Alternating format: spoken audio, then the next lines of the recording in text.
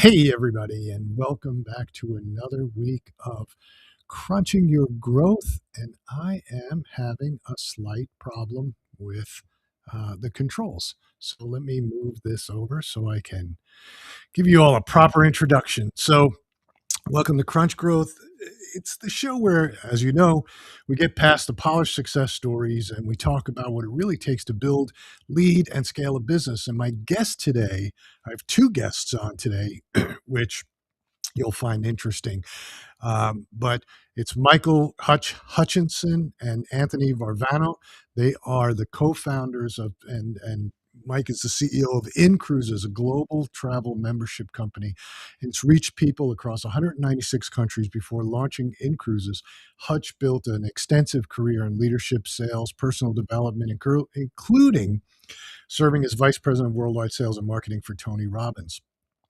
But over the past decade, Hutch and his team have navigated a failed launch partnership, the complete shutdown of the cruise industry during COVID, as you know, the loss of major international markets, and enough global disruption to make most founders seriously reconsider their career choices. So, really, we're going to talk a lot about resilience and about overcoming obstacles, et cetera. But instead of retreating, they focused on serving their members, strengthening the community, entering underserved markets, and continuing to build. So, we're going to talk about what real leadership really looks like when the business plan meets reality, how trust can become a competitive advantage, what it takes to keep growing when the conditions around you say you shouldn't.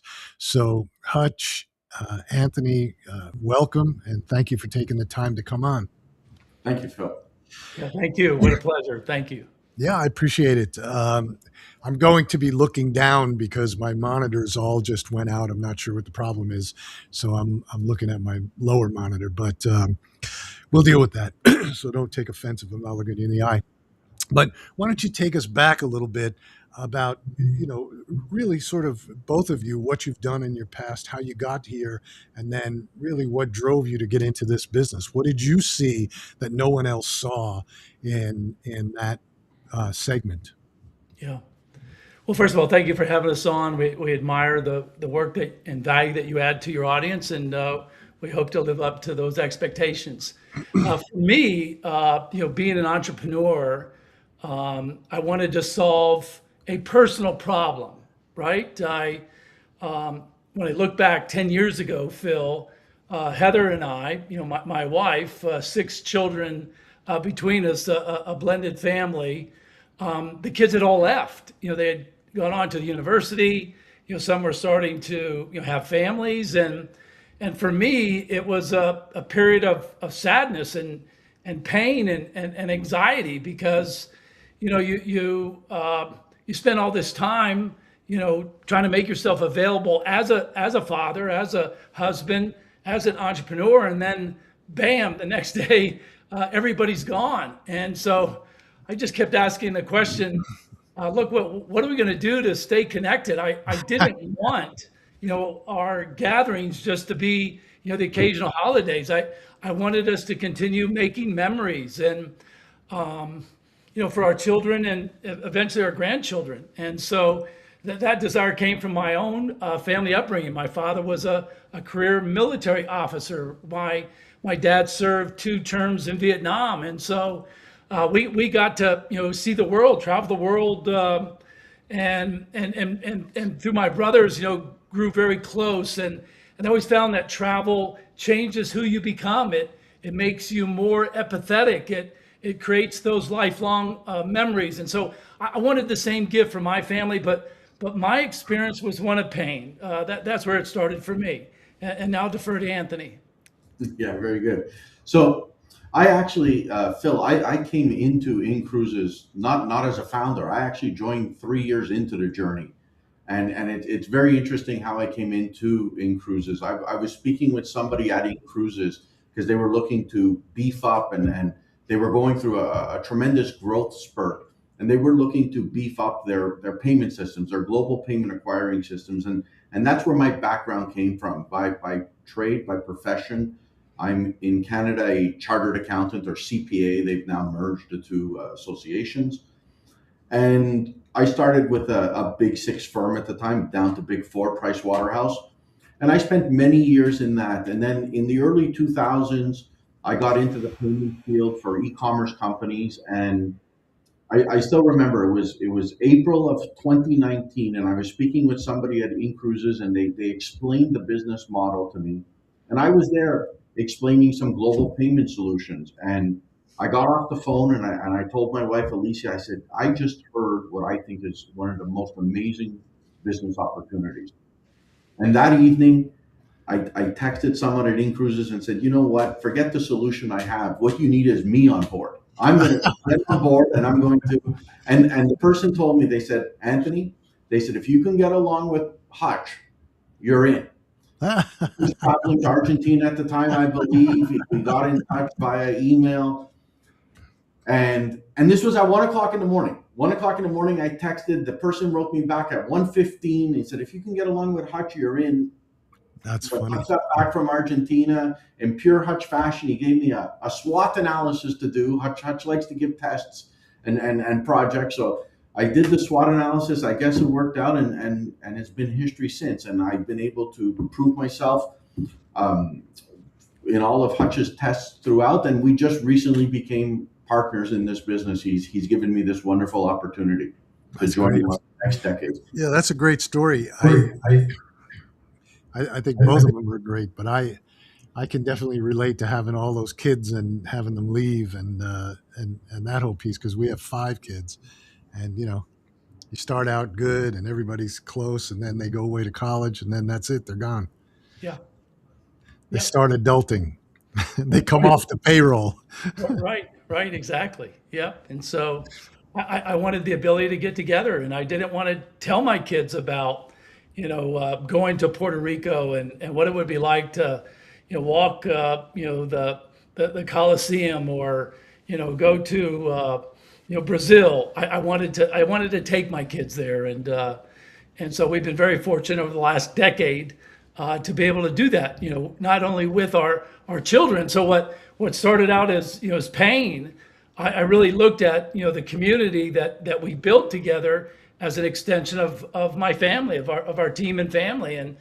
And when you look at your customer, in that context, you fall in love with, them, you fall in love with the business, and you do everything you can as a father, as a grandfather, to protect and to provide and try and bring the best out of them. And fortunately, with Anthony, we've been able to do that. And so I feel very lucky, very, very privileged to be in the position that we are. Yeah. So, but the cruise industry, for all intents and purposes, is fairly mature, right? And so, what was it that you saw that was an opening, that you saw that you could do something completely different? Well, yes, mature, and I'll let Anthony jump in, but I saw it very fragmented. Number one, and number two, Phil, you would be shocked as to how I'll say this respectfully, how old the technology was that they were using. Right? I mean, just to create simple APIs, application programming interfaces. I mean, you're dealing with like MS DOS. This is just a decade ago, and so I saw a different opportunity. I saw what Uber had done, did not own, but attempted to control what? Transportation, enabling the little guy, little person to have a business opportunity to make money on the side. And then I saw the same thing with not just Uber, but with Airbnb. Same idea, right? They didn't build hotels, they didn't build apartments or flats. They empowered the little guy to utilize the resources they had and to make money on the side. And so that was the initial business idea, was not to build ships, not to build hotels and resorts, but to attempt to control the cabins and to control the accommodations and empower the little guy to promote that that opportunity in the marketplace and to make money from it. And that's where it got started for me, Anthony. Correct. And that's really the brilliance of what was created, was the ability to put together this group, this global cohort of like-minded individuals who joined the same club with the same purpose of traveling, initially just on cruises, building up enough force or power behind it that we could get from the cruise lines such valuable concessions such that we're able to offer value throughout the whole chain. And that's truly what makes us different. And again, it's really in the base of the business model. So the business model just creates value. So can you explain that a little bit more? Like explain the business model a little bit and how that creates value for people? Correct. So we offer a invitation only travel membership club. So members are invited into the club via partners. Partners are individuals who have a business opportunity in front of them and basically are referrers. We refer to our partners as our advertising channel. Just as companies like Expedia, Booking.com, they'll put ads on TV, they'll get William Shatner, etc.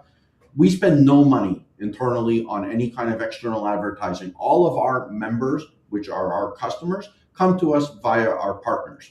So that's on our P&L. That's basically our advertising part of the business. Mm-hmm. So then, what do we have now? We have a group of like-minded individuals who pay a monthly membership in order to gain access to a platform that will enable them to make bookings at savings. So basically, we are able to deliver our members who maintain a membership a 25% savings on the retail price of a cruise. And in addition, we have hotels. In addition, we have tours and other experiences. And we're soon to launch some other very, very exciting travel products. So basically, to make it as simple as possible for this call, we're doing a rev share of our margin that we're able to extract from our travel providers because we're able to give them access to customers they would normally not have access to. And we basically are doing a rev share with them. Okay. So it's really as simple as that. And I can't put it as clear as we had the opportunity to sit down with the CEO of one of the world's largest cruise lines. And they basically told us flat out, they said, you know what, inCruises team, when we need, for example, 5,000 passengers to fill some unsold inventory, we can't go to a specific travel agency because they have customers in one specific area. We go to inCruises because we know you can market this to a global span of members around the world. So if they need 5,000 in Brazil, great. We have a great marketing push in LATAM area, people who have easy access to those ports, etc. It does no good for this cruise line to go to a travel agent in France at that point, even though they may sell more in a year, but their sales are concentrated maybe to the Mediterranean between the months of May and September. Okay, so that is what brings that importance of us to the market. So that's the important part for the cruise lines, and then for the customer, the member, the user, they're getting discounted cruise travel. Savings on cruise travel. Savings that are derived from the loyalty, though. We're not necessarily discounting the price. They are receiving a discount due to the loyalty, similar to an airline travel reward point program. Right. And then I'm sure that there's other perks that go along with it along the way, right? Certainly. And you're on the cruise that wouldn't, that you have that maybe somebody else doesn't have. There are, but that is an area of growth where we're able to also extract, for example, welcome drinks, welcome drink packages, and amenities when you arrive in the room, etc. Right. Is the cruise industry fragmented? I mean, it doesn't surprise me what you were saying, Hutch, about the technology. Nothing surprises me when it comes to technology anymore. I mean, we deal with clients, and we go and we look and we think, oh my God, how can you have possibly built a $20 million a year business on this technology? But so nothing surprises me. But is the cruise industry fragmented? Is it still, or is it controlled by a small number? I don't know the cruise industry, so. No, I mean, look, you have the top three that are publicly traded. The fourth largest is still privately held, and so during the pandemic, at a time when there was an opportunity for leadership, we made specific decisions. We built, we invested, we we not only doubled, but we tripled down on educating. We became corporate partners with Mercy Ships, a philanthropic adventure that is the largest hospital ship in the world.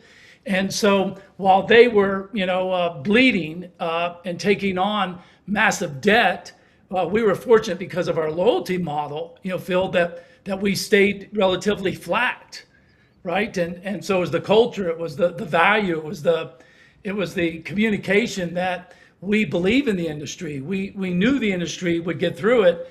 It gotten through other challenges, the H1N1 virus, the Zika virus, this virus, and yet we made a decision. We made a decision that, hey, look, we didn't come this far to only come this far, and I'm not going to allow somebody that like a cruise line or a CDC or politician, to carve out my industry and the path that we're on. So my point is that maybe fragmented isn't the proper word, but big. It's a big business, right? And we're nimble, we're quick, we can move, we can make decisions. Anthony and I communicate all the time, and so we're constantly in front of our partners and our members, and it's that communication, it's that trust that we have with our team that enables to do what we're able to do. Yeah. I have a friend, a guy named Vern Harnish, who wrote Scaling Up, and he wrote the Rockefeller Habits, and he's responsible for founding EO and YPO and all that. And he said, there were a lot of companies during COVID that he works with, and the same thing that for us, we were having a conversation about COVID a couple of years afterwards, and he said, people were throwing their hands up saying, oh my God, how are we gonna wind down through this, because this is going to be devastating. He said, and I kept telling people, and we did the same thing. Look, within every problem, there's an opportunity somewhere. So you just have to look for that opportunity. And so it sounds to me, because you could have been out of business during COVID, right? I mean, it could have, because it was devastating for the travel industry, devastating for the airlines, devastating for the cruise industry. You could have been, but it sounds to me like you made a decision to look for some opportunities within that and then go after them. Is that accurate? Is that what I just heard? Oh, absolutely. And even prior to that, I mean, weeks before we were to launch, Phil, our main supplier, because we didn't have a wholesale relationship. We went out and found one, and they resonated with our business model, extended to us a 5-year exclusive agreement. And weeks before we were to launch, so after going in studio and creating marketing materials, we got a phone call and a follow-up email that says, we just don't feel like we're the right fit, right? So I get a phone call thinking that I'm being told that all the red lines are done, the agreement's signed, and let's celebrate. No, it was, we're going in a different direction. And so right then and there, we had to make a decision, right? What are we going to do? And I'll never forget the phone call, and actually, again, the follow-up email that says, and oh, by the way, every mention of our name, we want it expunged. Oh, And when I read that word expunge, I knew there was, legal consequences on the line, that we needed to move right away.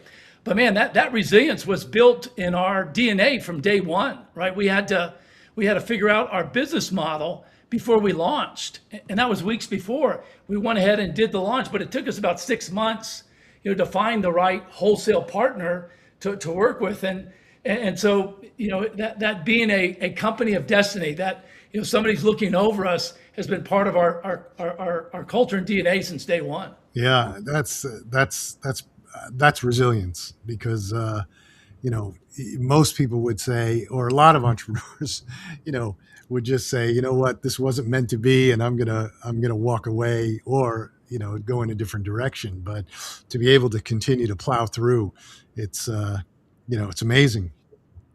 I have a guy that I coach right now, and he wound up taking over a business. It was a family business. It wasn't his passion. It was his father ran it, and his grandfather ran it, and his father died, and he had to take it over because his whole family depended on this business being successful. And the goal was to sort of get it stabilized, fix it, grow it, and then sell it, right? So that his mom would be taken care of, and his, there was a whole bunch of things, and it wasn't his passion, and he's been working at it for about 2 years, and now it's the time. He's got somebody who's interested in the business, who wants to buy the business, and they're talking with him like every week, and they're going back and forth, and he's at the point mentally where he's saying, I don't think I can keep doing this. I'm just going to let it go for whatever price they give me. And I said to him, this is what makes an entrepreneur.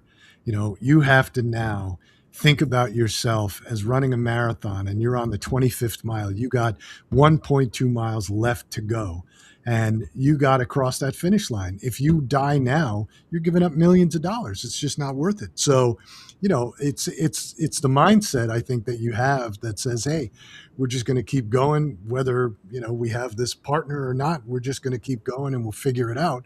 And you've had that problem twice, right? You had that problem before launching. How many times? I would say I know of another time. Approximately 25% of our business, we built a very loyal and great following in Russia.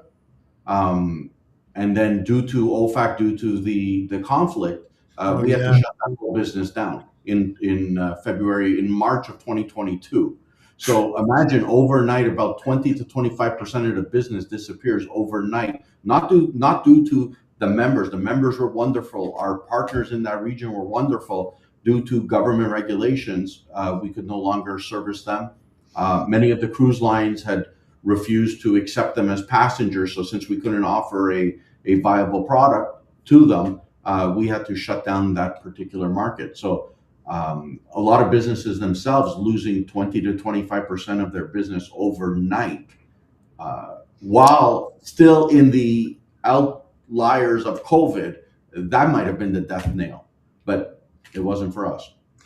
Yeah, I mean, that also leads to, right, other issues, cash flow, projections, all kinds of different things. So the ability to sort of bounce back from that. I mean, talk about COVID a little bit. Like, how did you make it through that? Because you must have pretty much had no revenue for a period of time. No. See, and that's the brilliance of the business model that was created 10 years plus ago. Loyalty actually means something in our business. Loyalty means I'm going to remain loyal to this membership because I believe that the company will be there in the future and I will be allowed to benefit from this membership. So our members remained. Again, did we have attrition that we didn't have before? Absolutely. But that base core of members still believed, and they still wanted to remain a member within our organization in order to travel one day and reap the benefits of a continued membership. So the business model itself, we keep telling ourselves, has passed the number one stress test it ever could have passed. Yeah. In fact, and again, that's one of the other beauties of dealing with the cruise industry. Cruise planning is generally done longer in advance. Many people today are booking. We're seeing a lot of bookings. We're very proud to say, about 350% more bookings on our books this year for summer 2027 than we were at the same time in 25 to 26. Wow. Okay. So people book 12, 13, 15 months in advance. And if you recall, COVID was a thing of starts and stops. So it was there, stuff got back on. So people always remained positive. They always remained active. And the distribution model that Hutch put in place from the beginning, deciding to go with a direct sales approach, correct, created that one-on-one relationship very close between the partner and the member. And it wasn't this big global company headquartered out of Puerto Rico that they had to speak with. It was somebody they were meeting every day, maybe at the grocery store, maybe at the kids at the nursery or at school or somewhere else. So that personal relationship between the company, even though they're all independent sales agents, and our members was there. And I think that helped a lot. and it does, and it helps a lot going forward. Yeah. Yeah, I get you're right about COVID. It was a lot of starts and stops, but it did do some, uh, significant, like it did significant damage to some of the businesses that we worked with, not in the travel world, but in just in consumer products, because they had money out, they had product on the water that couldn't get through the ports, they couldn't do anything, and they had, extended their credit lines. And then we had some manufacturers of beauty products, for example, that were mandated by the states that they were operating in to start making hand sanitizer and things like that. And a lot of it was crushing for people. So it's pretty, you're right. It's a different model, and it was a lot of starts and stops. So it's amazing that people stuck with it, right? It's amazing that they said, that we're going to be over this, because you're right. When we first started, it was supposed to be, we were going to be on lockdown for 3 weeks, and By Easter, if I remember correctly, Easter 2020 was all done. yeah, we were We for were us. promised. Yeah. Yeah, for us, all of our people that worked with us, they were most of them are young people, and they were all, we're going to go home and wait this out with our parents, so I'm going to go to here, I'm going to go there, and it just kept going and going. It got to the point where by September we had leases to re-up, and we said, forget it, and then people never came back, and we wound up being essentially a virtual company. We still do have one office, but I mean, it became pretty much a virtual office because of that, because of everybody leaving. But I do remember a buddy of mine who loves to take cruises. I do remember him. I think probably 5 months in, or maybe 6 months in, he was out on some cruise out of Europe, which I guess started a lot faster than the United States. I don't know, but yeah. Phil, I So do want to mention a couple things yeah, go that ahead. Anthony and his team did a fantastic job with, and that's in the area of consumer protection. Remember Anthony's background, in terms of payment processing. So brilliantly came up with the idea to protect member payments. And so I'll let him talk about that. We added trip protection. Um, Oh, trip insurance, like well, yeah, travel insurance. yep, Even yep, better than that, Phil. Yes, yep. Hutch, Go ahead. actually, because time flies. Correct. So at the beginning of COVID, one of the concerns of the members were, I'm paying this membership. Are you going to be there? So when it comes time for me to book my cruise and get my savings, are you going to be there? So I'm going to say we invented a product. We worked with one of our credit card acquiring companies, um, and came up with a rate such that they went out and they are able to purchase insurance that on our ultimate demise, because if we went out of business, any unused loyalty would be redeemed to the member that purchased it from us. Okay, and we paid. Hutch at the time made the decision. It's a very, very expensive backing. This is something that has cost us millions of dollars annually to give to our members, the security that they know if we were to go out of business, any unused loyalty they would have, the credit card payments that went towards acquiring that, would be redeemed to them, dollar Hmm. for dollar. So it's unique insurance. It's very unique. It's very unique. It's very specific insurance, and it's something we put together. It was an idea we had, and they went out and they were able to get it underwritten, and we still offer that today. It's still even though I don't believe we need it, we still offer it. And you started that during COVID. So it's more Yeah, than during COVID, that is correct. I believe now I'm remembering it was June of 2020 was maybe the first month that we offered that protection to our members. Yeah. And unlike other subscription businesses, Phil, we also provide this consumer protection, whatever value you've paid in. So unlike a gym membership or a streaming service or, a shopper's club, you can't go back to the gym manager and say, hey, buddy, I didn't work out. I'd like my money back. Or, I never, my children never watched, movies or, whatever the case may be. I want my money back. We always give them access to the value of the money that they paid into it. And so that's what sets us apart as well. That will never go away. They always have access. and while we don't promote it, Phil, even if they were to stop paying their membership, they always have access again to the money that they paid in. So what does that Correct. mean? They have access to it? Like, how, So, yeah. yeah, so it's very simple. So let's say you've been a member for 18 months. So you would have made Okay. 18 times $100 worth of payments. You've taken 2 cruises during that period of time. And so we equate loyalty to a product called a reward point. So you would have had 3,600 reward points in your 18 months. Let's say after all that you've only used 3,100 reward points, and you said, you know what, I'm done with cruising. I don't want to be a member anymore because maybe I'm not going to cruise very much. So now you have 500 reward points left in your account. Those 500 reward points would have cost you on the way in $250 because you get 2 reward points per $1.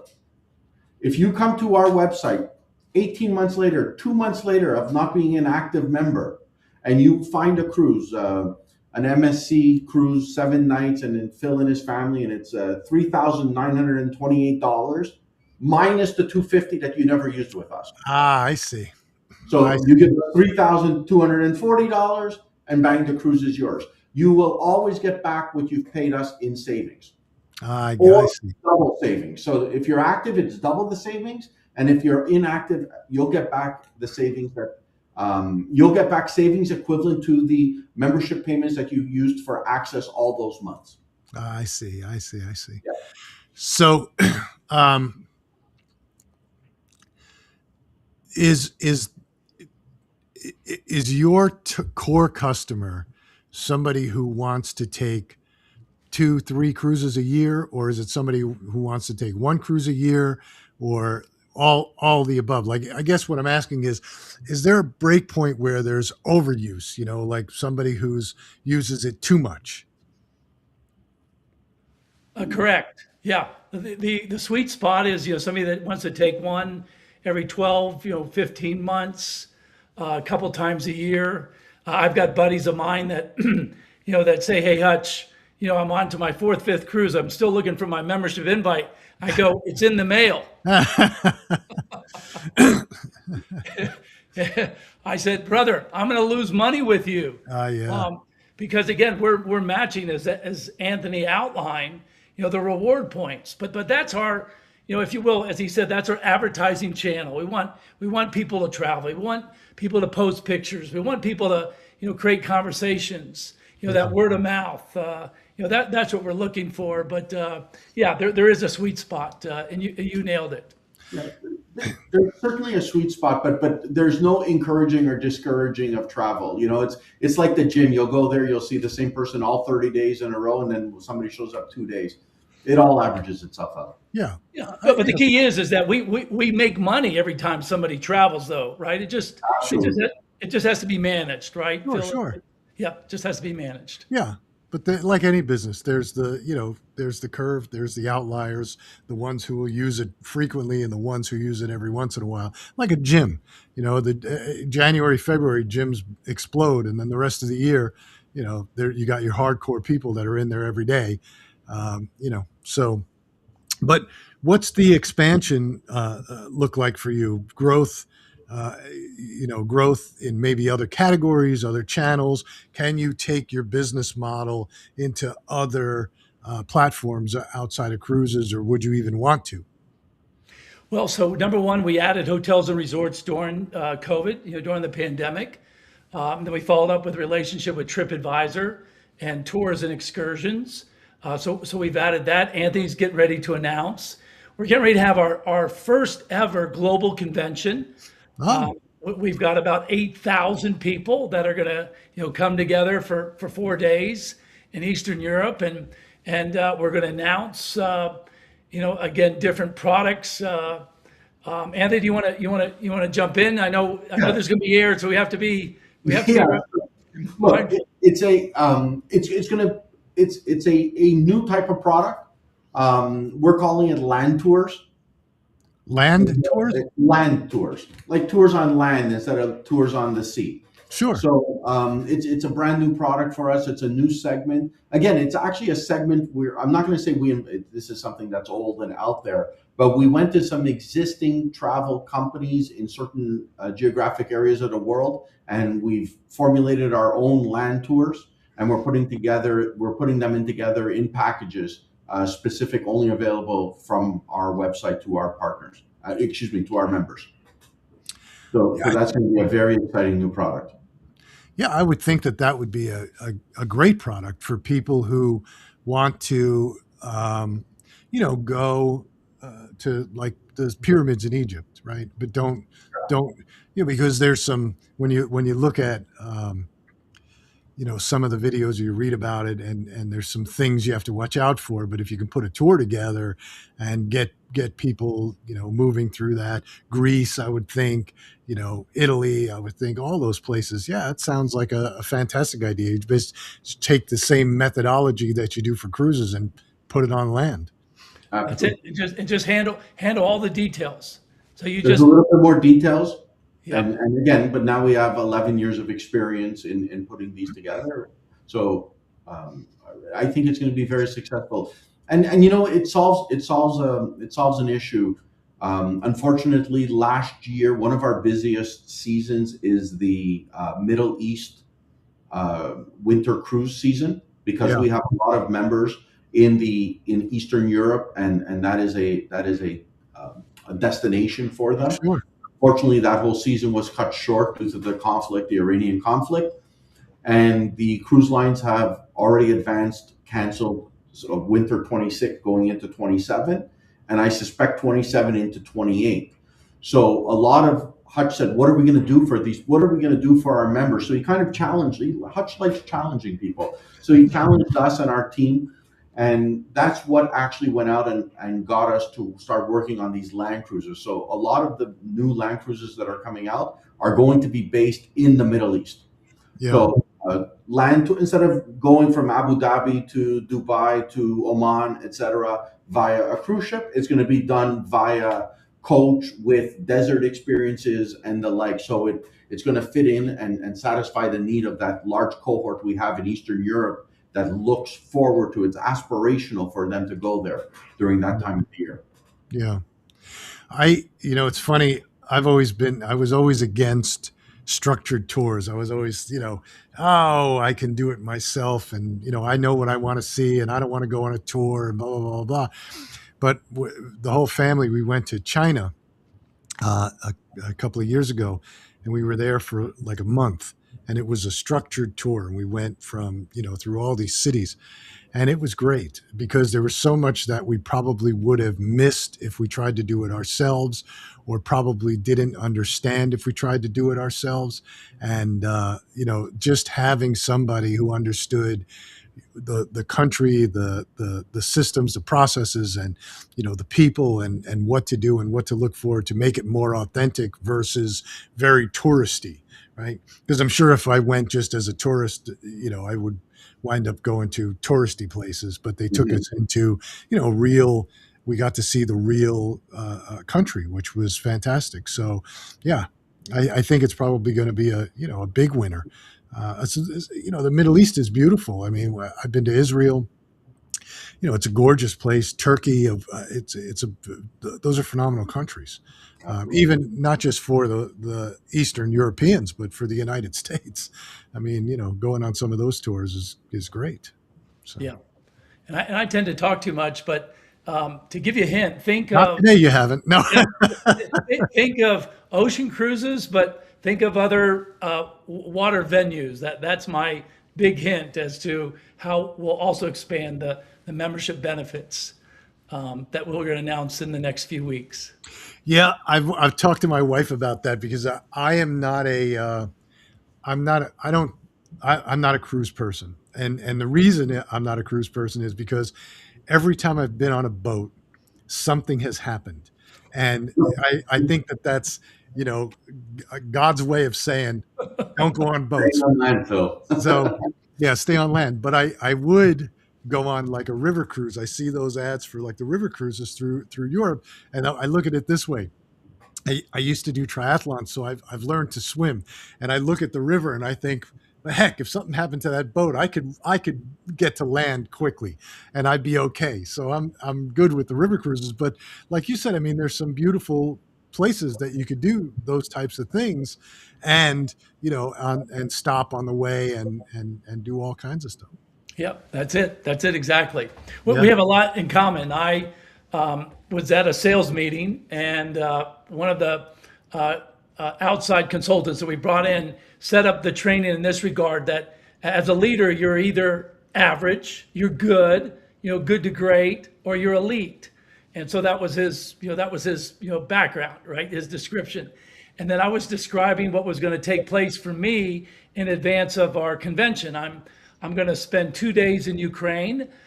We sponsor, my family sponsors, fortunately, unfortunately, Ukrainian orphans. right. And we've been able to give them access to therapy and grief training and just being kids, right? Right. 2.5 week summer camp. So I get to go to the camp, and then some of our teammates are participating in an Ironman, half Ironman, in Belgrade, Serbia. Where the convention is going to take place, and my team says, well, what is your role going to be around the triathlon? And I said, well, certainly I'm going to be at the finish line, to high five and congratulate everybody that finished. And this young lady stood up and she says, Michael, don't you think that's pretty average?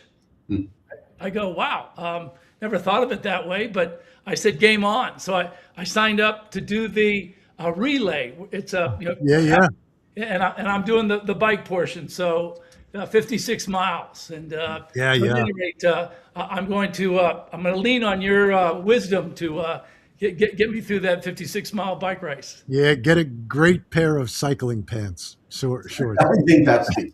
That's It's all Hutch and training. and Hutch and make training. yeah, and Yeah. make glide your friend. That's right. Plenty of glide, plenty of good shorts, and yeah, man, I'll So tell you, those are my first two purchases, so I'm on the right track.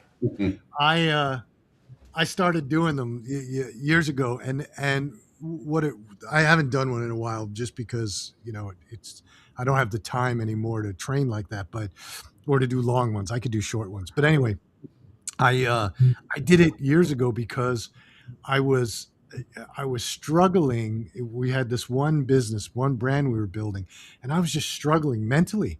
And I was going to the gym. I've always worked out, and I was going to cycle class, and then I would run. And all these people were talking about triathlons that were working out in the gym. And so I said, well, I'll sign up for that. And I was not a good swimmer. And I started in the pool saying, okay, well, if I could just swim a mile, I'll just go back and forth in laps. I did like 10 laps and I was done. And I said, man, I went through 4 instructors to teach me how to swim. And that was the hardest thing I've ever done. But what triathlon was good for me for was because it's really about you. There's nobody else it doesn't matter. Like, you're not going to be the elite that you're going to win the whole thing, right? You're playing against yourself. And it's just, you could quit anytime. And what's going to happen? Nothing's going to happen. But mentally, you can't quit because you've promised yourself you're going to do this and you have to persevere and push through. And that sort of helped me, and I talk about this a lot with people I coach. It taught me to do what you guys did, which was to be more resilient about, you have to figure out your body's breaking down. When you do a long triathlon, your body's breaking down, your mind is breaking down, but you have to figure out how to get yourself through to get to that goal. And it's the same thing like you guys. You had a problem where you were about to launch, you lost your biggest partner, then you got COVID, then you've got something else. I mean, that's just what resilience teaches you. Yeah. Anthony introduced me to a great term called being anti-fragile. And, the author, I can't remember his name off the top of my head, but he wrote the book Black Swan, right? And, Yeah, yeah, and Anthony used that to describe our business, which I thought was spot on. yeah, yeah. That's great. Well, I applaud you doing the triathlon, even the even just the bike part, 56 miles. A lot of people can't do that, man. It's rough. And, being out there, and again, being out there because you're going to be going and you're going to be doing stuff and you're going to start questioning, you question your very existence when you're out there. It's like you're mentally playing a game. And so, it teaches you, I think, how to really push through. But it doesn't sound like you guys need that because you've already done it 3 times in this one business. Yeah. The one thing, Hutch will appreciate my sense. The one thing Hutch didn't tell you, the bike portion is at the top of Kilimanjaro, down. Is it really? Downhill bike portion. Never told you. Yeah. Yeah. Well, I do have a neighbor who's a biker, and I'm right now in Western North Carolina. And he said, let's go up to the Pisgah Forest outside of Asheville. I want to take you on my favorite ride. Oof. I said, I'm in. I should have asked more questions. Yeah, you should have. Yeah. So I get on the bike. My oldest son is with me, and we take off. And he goes, "Oh, by the way, it's 14 miles uphill." Uphill, yeah, I was going to say. Yeah, uphill. And 10 miles into it, we pull over and hydrate. And he goes, "Hutch, the good news is we're 10 miles in, and there's only 4 miles left, and that's all uphill." I go, "Patrick, what the heck was the 10 miles that I just did?" I goes, that was all uphill for me. And the good news was at the end, coming down, and I said, "Patrick, I've discovered I am built for downhill." Yeah. No doubt, man. No doubt. Yeah. That's yeah, I love cycling. I really do. I running is okay. I do it. Swimming, oof, it's too difficult for me. I swim like an otter, but and that makes me not very good, but it was literally the hardest thing. And Michael Phelps was an investor in one of our companies, and he's from Baltimore here and used to swim at the same place. And I was swimming. I was in a lane all the way to the right, and he was doing his practice, and I'm going from one side to the other side, and he must have done 4 laps in the time it took me to do that. And I'm sitting there thinking to myself, why am I doing this to myself? I'm just discouraged. I can't swim with a guy like that because I'm just destroying my own brain. Yeah. So Yeah. it's unbelievable. Fortunately, I had a buddy who told me about his first experience doing the try, and he said somebody swam over him. Oh yeah.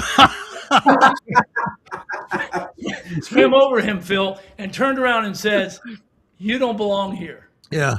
And he goes, that was my first introduction to being a triathlete. Well, the first one I did, we're running short on time. I'll do this quick.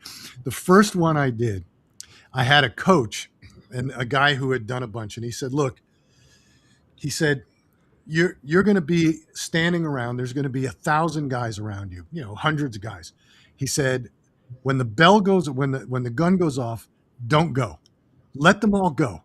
And then you ease into it and then swim. He said, because what's going to happen, they go out strong and then the field's going to open up and you're going to have a lane and you're going to be able to make it around and you'll be fine.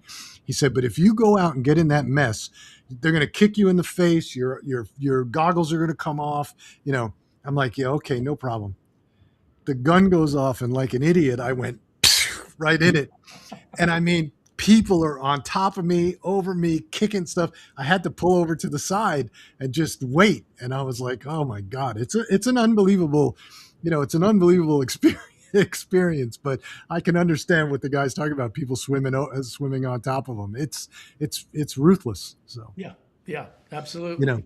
And all you got are a couple of guys in some, in some kayaks that you potentially could save your life if you drown, maybe. If they see you, yeah. But listen, we're almost at the end. So how can people find you? Where do they go? And what can they expect? Well, as Anthony said, we're an invitation only. I would encourage people perhaps to go to our LinkedIn profiles, both Anthony's and mine, first and foremost. I'm also on Instagram if people want to go to Instagram. I prefer to build a personal relationship with people. I think that's most important, build that trust.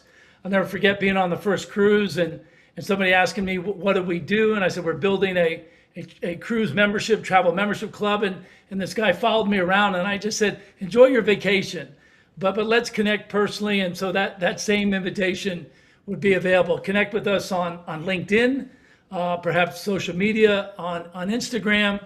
And if we could build trust and build rapport, then we would be open to other opportunities. Do you have a community on Facebook, like a Facebook group or a Facebook community that people can go to? We do. It's under the name inCruises. Yep, under the name inCruises. So anybody who's interested, you can go and find Michael Hutchison or Anthony on LinkedIn, on Instagram. Go to Facebook, take a look at the group, and then see if you can get an invite and form a relationship if you're interested. I know that there's a lot of you guys out there that do cruises because I see it in our conversations. So yeah, I appreciate you guys coming on. I appreciate you sharing with us. It's a great story, definitely a powerful story of resilience. So Terrific. A pleasure's ours. And thank you for having us on. And thank you, Anthony. Thank you, Phil. Thank you both. yeah, my pleasure. And for everybody watching, we will see you next week.